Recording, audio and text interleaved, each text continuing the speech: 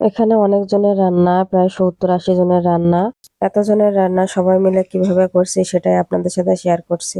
প্রথমে তেল দিয়েছি, তারপর চর্বিটা দিয়ে দিয়েছি। চর্বিটা একটু ভেজে নিতে হবে হলুদ, মরিচ, লবণ দিয়ে চর্বিটা একটু ভালো করে ভেজে নিতে হবে যেন গন্ধটা না থাকে। চর্বির একটা গন্ধ আছে। ওটা ভাজা হয়ে গেছে, নামায় নিয়েছি।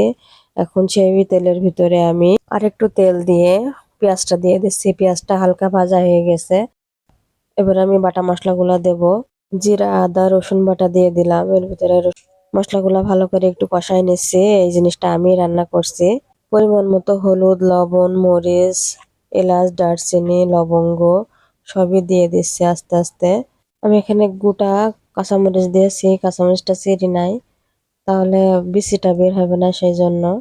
এখানে আলু দেখুন কাটা আছে, কেটে ধুয়ে নেওয়া আছে। আমি এবার আস্তে আস্তে মশলাগুলোর ভিতরে আলু দিয়ে দেবো আর নাড়তে থাকবো যেন নিচে না লেগে যায়। এখন আমি সব আলুগুলাই দিয়ে দেবো, দিয়ে দিয়ে ভালো করে কষাই নেব।